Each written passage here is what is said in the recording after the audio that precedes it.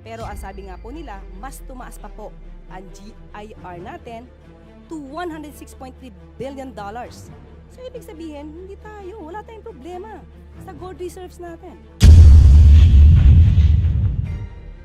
So that's fake news. Ang sinasabi nila ay fake news or mas formal na word, disinformation.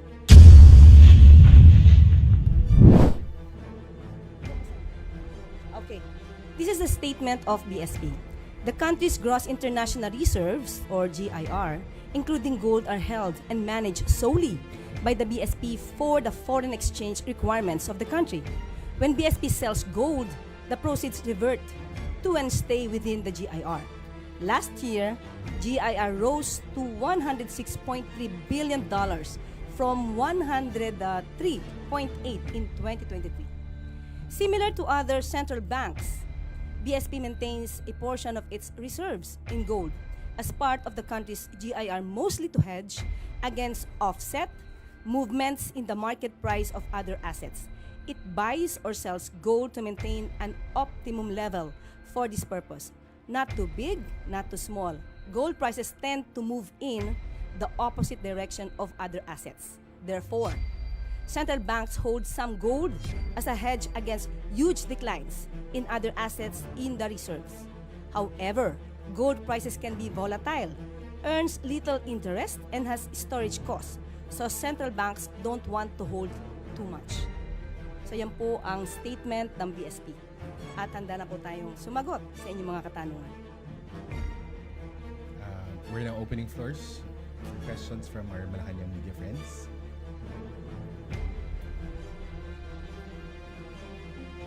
First question, Maricel Halim, News 5.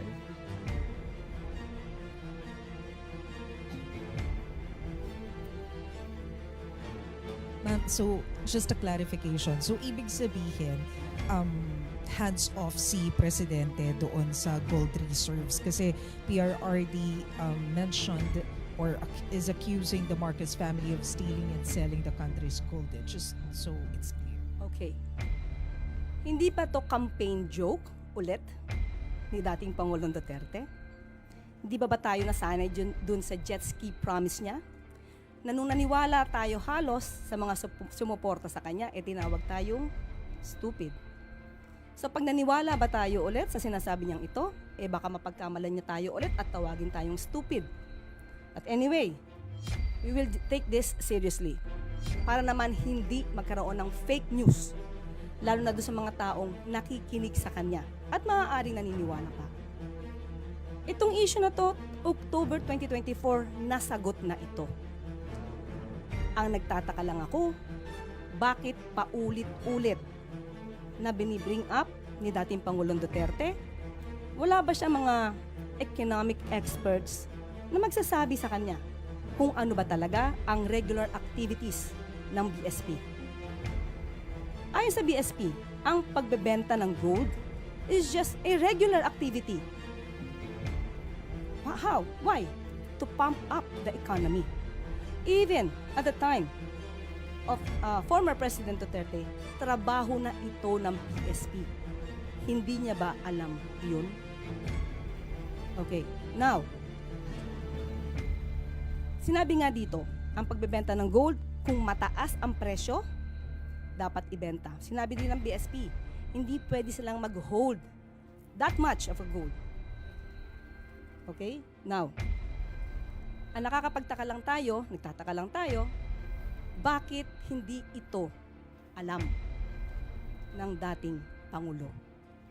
Siguro bago siya magbigay ng ganitong klaseng intriga, mapapansin nyo sa kanyang mga statements, hindi naman detailed. Anong proof niya? Again, as a lawyer. He is a lawyer. He became a fiscal. Alam niya kung paano magkuha ng ebidensya, no? To get the truth. Bakit sa kanya parang wala siyang ebidensya? Laging paintriga. All we want here is evidence. Ipakita niya kung si PBBM o ang Pangulo ang nag-utos para magbenta ng gold reserves. Samantalang sinabi rin ng BSP, solely and managed ito. No? Solely managed by the BSP. So paano magkakaroon dito ng hand or pakikialam ang Pangulo? Shona Yu, People's Journal. Ma'am, when you said you will take this seriously, what do you mean by that? Will the government file charges against the former president? Hindi naman po. Sasagutin lang namin yung mga joke na lagi niya sinasabi. Since tayo ay sumasagot dito ng seryoso, baka sa susunod sasabihin na naman ng mga supporters niya, hindi niya na naman kilala si dating Pangulong Duterte. Puro joke yan. So ito ba mga sinasabi niya during sa kanilang rallies or campaign rallies? Joke ba o seryoso? We have to know that. Okay. And also, ma'am, would you know under the Marcos administration kung ilan na pong gold ang naibenta? As of now, wala tayong records, pero sabi nga nila, according sa BSP, kukunin namin ito. Kung inyo pong i-require at alamin po natin kung maibibigay po sa atin ng BSP ang records na ito. Pero ang sabi nga po nila, mas tumaas pa po ang GIR natin to $106.3 billion. So ibig sabihin, hindi tayo, wala tayong problema sa gold reserves natin. So that's fake news. Ang sinasabi nila ay fake news or mas formal na word, disinformation. Thank you. Next question, please. Do we still have questions from our media friends? Pia Gutierrez, ABS-CBN. Hi ma'am, good afternoon. Ma'am, in responding sa sagot nyo kanina regarding yung naunang statement ni dating Pangulong Duterte, si former Chief Presidential Legal Counsel Attorney Salvador Panelo said that it's actually the government, the Duterte the Marcos administration that's the biggest spreader of fake news. And I quote yung sinabi niya kanina sa ANC. It's funny because it's the government, the huge corporation of fake news. For instance, when the police assaulted the KOJC, they were saying the police were not armed. They say there were no blanks in the BICAM report, which was the basis of the enrolled bill that was signed into law. Your comment? So si Attorney Panelo yung nagsabi na Biggest spreader of fake news yung spreader ng fake news. Unang-una, ang usapan dito ay about the gold reserves. Bakit kailangan baguhin? Nagda-divert ba sila? Yung issue tungkol sa KOJC, nasa korte na ito. Kung meron mang kasuhan dito, sa korte ito.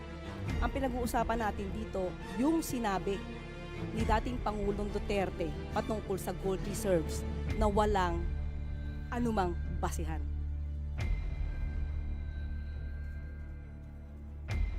Thank you, Yusek. We have more questions from MPC. Ray Pardilla, PTV4. Good afternoon po, Attorney. Sa Mandaue rin po sinabi po ni former President Duterte na bumalik na po yung droga sa Davao, Cebu, and Manila.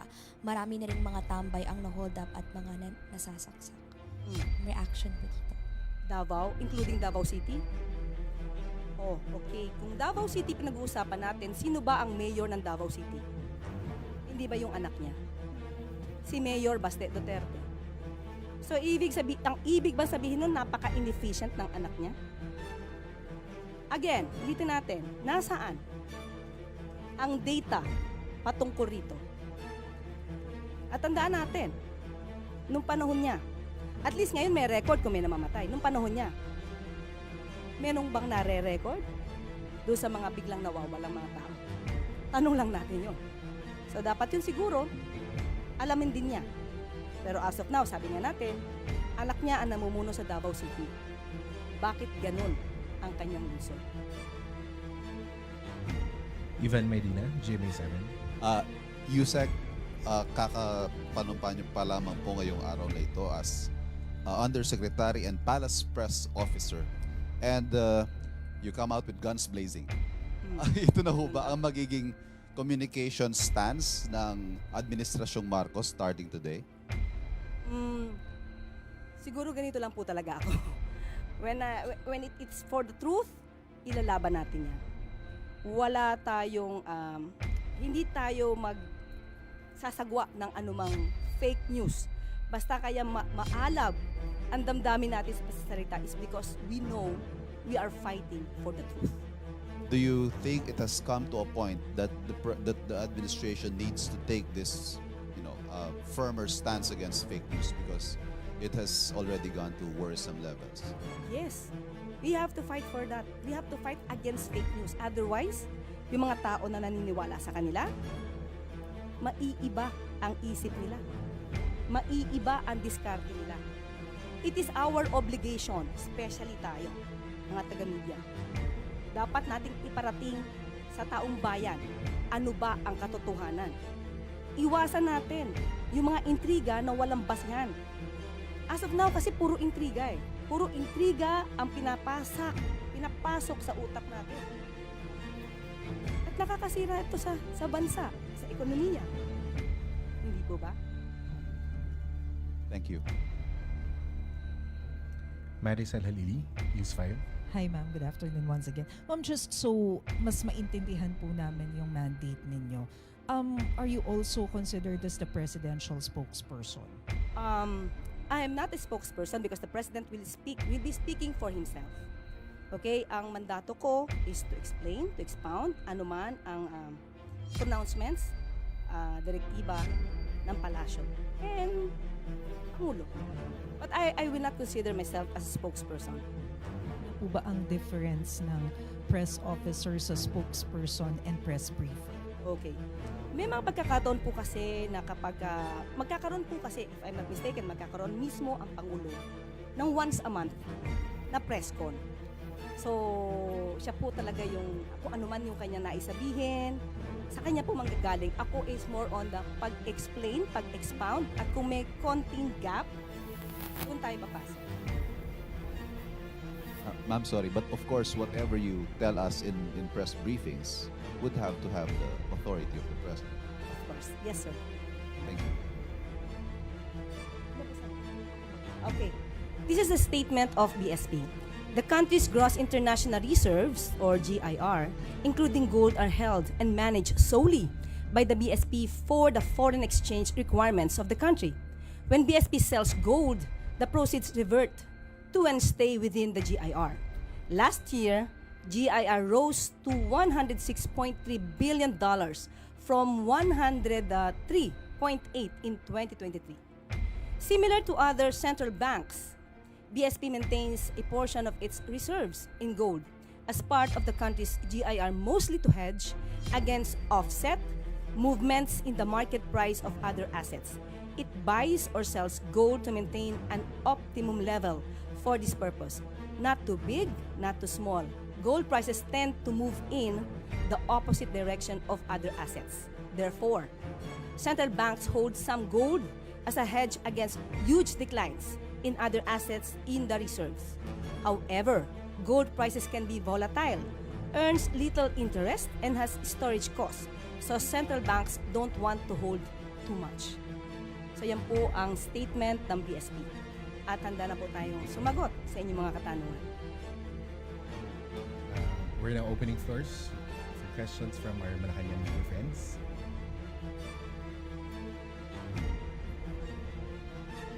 First question, Maricel Halili, News 5.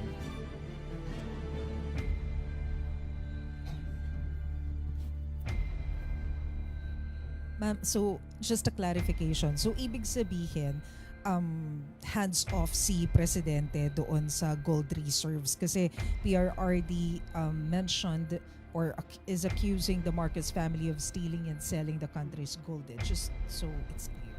Okay. Hindi pa to campaign joke ulit ni dating Pangulong Duterte? Hindi ba tayo nasanay dun sa jet ski promise niya? Na nung naniwala tayo halos sa mga sumuporta sa kanya, tinawag tayong stupid. So pag naniwala ba tayo ulit sa sinasabi niyang ito, baka mapagkamalan niya tayo ulit at tawagin tayong stupid. But anyway, we will take this seriously para naman hindi magkaroon ng fake news, lalo na doon sa mga taong nakikinig sa kanya at maaaring naniniwala pa. Itong issue na to, October 2024, nasagot na ito. Ang nagtataka lang ako, bakit paulit-ulit na binibring up ni dating Pangulong Duterte? Wala ba siya mga economic experts na magsasabi sa kanya kung ano ba talaga ang regular activities ng BSP? Ayon sa BSP, ang pagbebenta ng gold is just a regular activity. How? Why? To pump up the economy. Even at the time of former President Duterte, trabaho na ito ng BSP. Hindi niya ba alam iyon? Okay, now, sinabi nga dito, ang pagbebenta ng gold, kung mataas ang presyo, dapat ibenta. Sinabi din ng BSP, hindi pwede silang mag-hold that much of a gold. Okay? Now, ang nagtataka lang tayo, bakit hindi ito alam ng dating Pangulo? Siguro bago siya magbigay ng itong klaseng intriga, mapapansin nyo sa kanya mga statements, hindi naman detailed. Anong proof niya? Again, as a lawyer. He is a lawyer. He became a fiscal. Alam niya kung paano magkuha ng ebidensya, no? To get the truth. Bakit sa kanya? Parang wala siyang ebidensya. Laging paintriga. All we want here is evidence. Ipakita niya kung si PBBM o ang Pangulo ang nag-utos para magbenta ng gold reserves. Samantalang sinabi rin ng BSP, solely and manage ito. No? Solely managed by the BSP. So paano magkakaroon dito ng hand or pakikialam ang Pangulo? Sean A.U., People's Journal. Ma'am, when you said you will take this seriously, what do you mean by that? Will the government file charges against the former president? Hindi naman po. Sasagutin lang namin yung mga joke na lagi niya sinasabi. Since tayo ay sumasagot dito ng seryoso, baka sa susunod sasabihin na naman ng mga supporters niya, hindi niya na naman kilala si dating Pangulong Duterte. Puro joke yan. So ito bang mga sinasabi niya during sa kanilang rallies or campaign rallies? Joke ba o seryoso? We have to know that. And also, ma'am, would you know under the Marcos administration kung ilan na pong gold ang naibenta? As of now, wala tayong records, pero sabi nga nila, according sa BSP, kukunin namin ito. Kung inyo pong i-require at alamin po natin kung maibibigay po sa atin ng BSP ang records na ito. Pero ang sabi nga po nila, mas tumaas pa po ang GIR natin to $106.3 billion. So ibig sabihin, wala tayong problema sa gold reserves natin. So that's fake news. Ang sinasabi nila ay fake news or mas formal na word, disinformation. Thank you. Next question, please. Do we still have questions from our media friends? Pia Gutierrez, ABS-CBN. Hi ma'am, good afternoon. Ma'am, in responding sa sagot nyo kanina regarding yung naunang statement ni dating Pangulong Duterte, si former Chief Presidential Legal Counsel Attorney Salvador Panelo said that it's actually the government, the Duterte the Marcos administration that's the biggest spreader of fake news. And I quote yung sinabi niya kanina sa ANC. It's funny because it's the government, the huge corporation of fake news. For instance, when the police assaulted the KOJC, they were saying the police were not armed. They say there were no blanks in the BICAM report, which was the basis of the enrolled bill that was signed into law. Your comment po. So si Attorney Panelo yung nagsabi na Biggest spreader of fake news yun. spreader ng fake news. Unang-una ang usapan dito ay about the gold reserves. Bakit kailangan baguhin? Nagda-divert ba sila? Yung issue tungkol sa KOJC, nasa korte na to. Kung meron mang kasuhan dito, sa korte ito. Ang pinag-uusapan natin dito, yung sinabi ni dating Pangulong Duterte patungkol sa gold reserves na walang anumang basihan.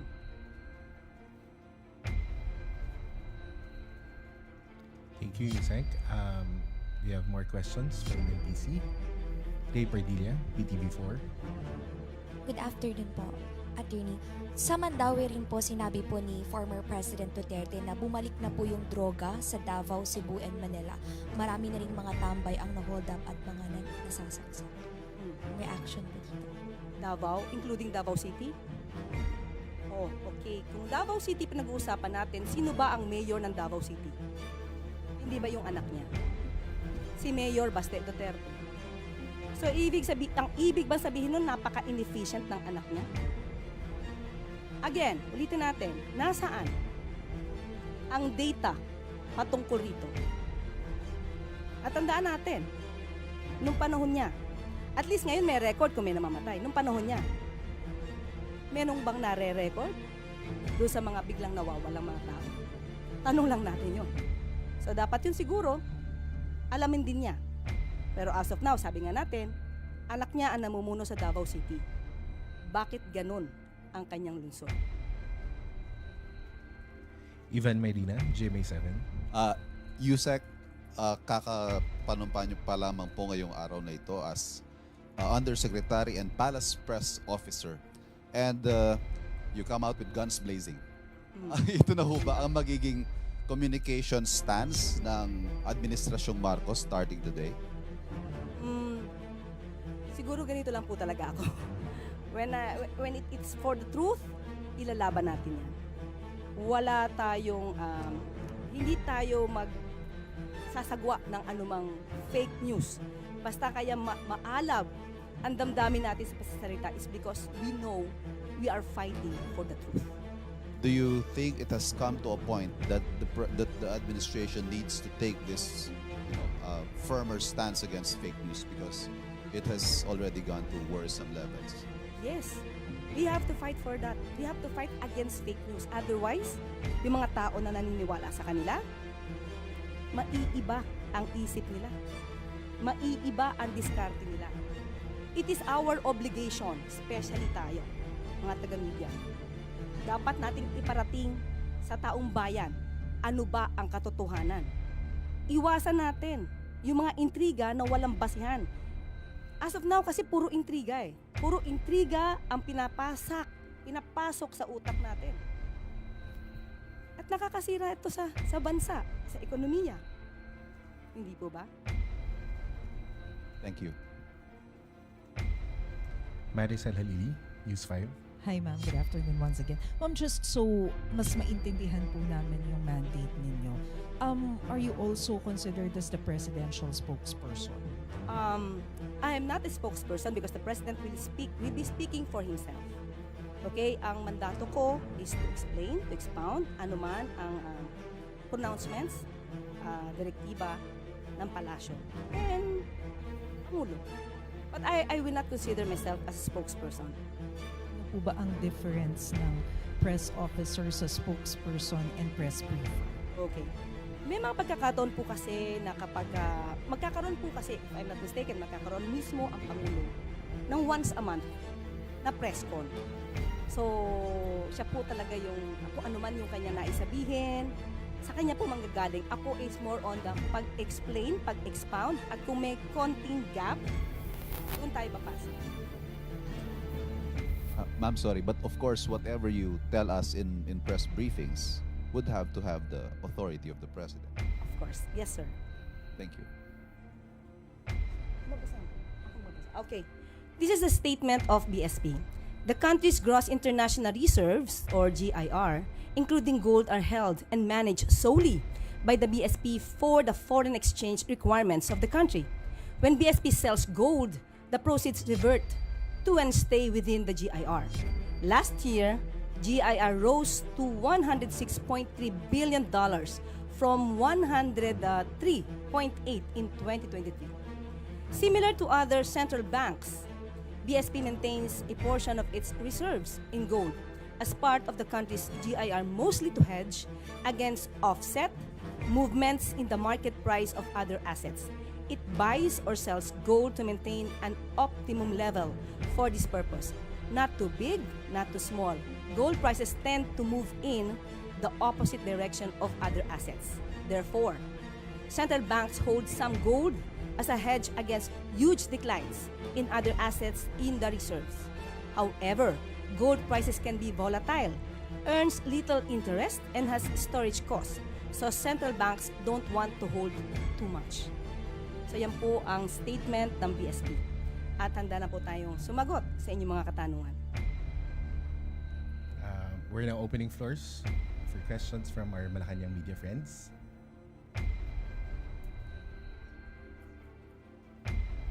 First question, Maricel Halili, News 5.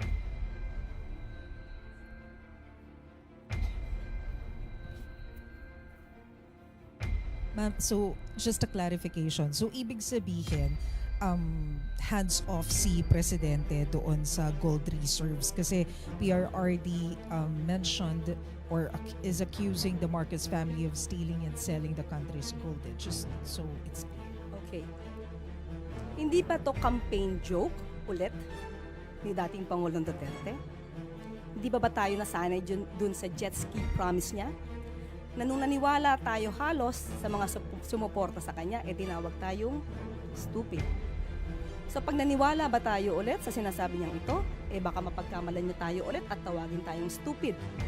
But anyway, we will take this seriously para naman hindi magkaroon ng fake news, lalo na doon sa mga taong nakikinig sa kanya at maaari naniniwala pa.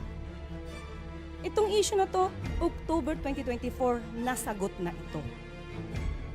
Ang nagtataka lang ako, bakit paulit-ulit na binibring up ni dating Pangulong Duterte?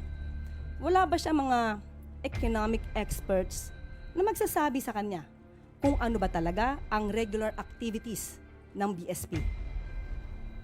Ayon sa BSP, ang pagbebenta ng gold is just a regular activity. How? Why? To pump up the economy. Even at the time of former President Duterte, trabaho na ito ng BSP. Hindi niya ba alam iyon? Okay, now, sinabi nga dito, ang pagbebenta ng gold, kung mataas ang presyo, dapat ibenta. Sinabi din ng BSP, hindi pwede silang mag-hold that much of a gold. Okay, now, ang nagtataka lang tayo, bakit hindi ito alam ng dating Pangulo? Siguro bago siya magbigay ng itong klaseng intriga, mapapansin nyo sa kanya mga statements, hindi naman detailed. Anong proof niya? Again, as a lawyer, he is a lawyer. He became a fiscal. Alam niya kung paano magkuha ng ebidensya, no? To get the truth. Bakit sa kanya parang wala siyang ebidensya? Laging paintriga. All we want here is evidence. Ipakita niya kung si PBBM o ang Pangulo ang nag-utos para magbenta ng gold reserves. Samantalang sinabi rin ng BSP, solely and manage ito. No? Solely managed by the BSP. So paano magkakaroon dito ng hand or pakikialam ang Pangulo? Shauna Yu, People's Journal. Ma'am, when you said you will take this seriously, what do you mean by that? Will the government file charges against the former president? Hindi naman po. Sasagutin lang namin yung mga joke na lagi niya sinasabi. Since tayo ay sumasagot dito ng seryoso, baka sa susunod sasabihin na naman ng mga supporters niya, hindi niya na naman kilala si dating Pangulong Duterte. Puro joke yan. So ito ba mga sinasabi niya during sa kanilang rallies or campaign rallies? Joke ba o seryoso? We have to know that. And also, ma'am, would you know under the Marcos administration kung ilan na pong gold ang naibenta? As of now, wala tayong records, pero sabi nga nila, according sa BSP, kukunin namin ito. Kung inyo pong i-require at alamin po natin kung maibibigay po sa atin ng BSP ang records na ito. Pero ang sabi nga po nila, mas tumaas pa po ang GIR natin to $106.3 billion. So ibig sabihin, wala tayong problema sa gold reserves natin. So that's fake news. Ang sinasabi nila ay fake news. Or, mas formal na word, disinformation. Thank you. Next question, please. Do we still have questions from our media friends? Pia Gutierrez, ABS-CBN. Hi ma'am, good afternoon. Ma'am, in responding sa sagot nyo kanina regarding yung naunang statement ni dating Pangulong Duterte, si former Chief Presidential Legal Counsel Attorney Salvador Panelo said that it's actually the government, the Duterte the Marcos administration that's the biggest spreader of fake news. And I quote yung sinabi niya kanina sa ANC, it's funny because it's the government, the huge corporation of fake news. For instance, when the police assaulted the KOJC, they were saying the police were not armed. They say there were no blanks in the BICAM report, which was the basis of the enrolled bill that was signed into law. Your comment po. So si Attorney Panelo yung nagsabi na Biggest spreader of fake news yun. spreader ng fake news. Unang-una, ang usapan dito ay about the gold reserves. Bakit kailangan baguhin? Nagda-divert ba sila? Yung issue tungkol sa KOJC, nasa korte na to. Kung meron mang kasuhan dito, sa korte ito. Ang pinag-uusapan natin dito, yung sinabi ni dating Pangulong Duterte patungkol sa gold reserves na walang anumang basihan.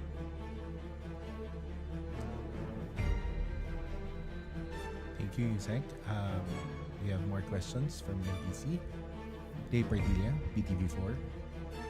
Good afternoon po, Attorney. Sa Mandawi rin po sinabi po ni former President Duterte na bumalik na po yung droga sa Davao, Cebu, and Manila. Marami na rin mga tambay ang na-hold up at mga nasasaksak. Reaction po dito. Davao, including Davao City? Oh, okay. Kung Davao City pinag-uusapan natin, sino ba ang mayor ng Davao City? Hindi ba yung anak niya? Si Mayor Baste Duterte. So, ang ibig ba sabihin nun, napaka-inefficient ng anak niya? Again, ulitin natin, nasaan ang data patungkol rito? At tandaan natin, nung panahon niya, at least ngayon may record kung may namamatay, nung panahon niya, menong bang nare-record doon sa mga biglang nawawalang mga tao? Tanong lang natin yon. So, dapat yun siguro, alamin din niya. Pero as of now, sabi nga natin, anak niya ang namumuno sa Davao City. Bakit ganun ang kanyang lungsod? Ivan Medina, GMA7. Yusek, kakapanumpa niyo pa lamang po ngayong araw na ito as Undersecretary and Palace Press Officer. And you come out with guns blazing. Ito na ho ba ang magiging communication stance ng Administrasyong Marcos starting today? Siguro ganito lang po talaga ako. When it's for the truth, ilalaban natin yan. Wala tayong, hindi tayo magsasagwa ng anumang fake news. Basta kaya maalab ang damdamin natin sa salita is because we know we are fighting for the truth. Do you think it has come to a point that the administration needs to take this, firmer stance against fake news because it has already gone to worrisome levels? Yes, we have to fight for that. We have to fight against fake news. Otherwise, yung mga tao na naniniwala sa kanila, maiiba ang isip nila. Maiiba ang diskarte nila. It is our obligation, especially tayo, mga taga-media. Dapat nating iparating sa taong bayan ano ba ang katotohanan. Iwasan natin yung mga intriga na walang basihan. As of now, kasi puro intriga eh. Puro intriga ang pinapasok sa utak natin. At nakakasira ito sa bansa, sa ekonomiya. Hindi po ba? Thank you. Maricel Halili, News 5. Hi ma'am, good afternoon once again. Ma'am, just so mas maintindihan po namin yung mandate ninyo, are you also considered as the presidential spokesperson? I am not a spokesperson because the president will be speaking for himself.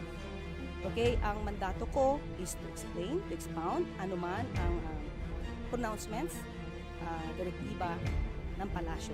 And Pangulo. But I will not consider myself as a spokesperson. Ano po ba ang difference ng press officer sa spokesperson and press briefer? Okay.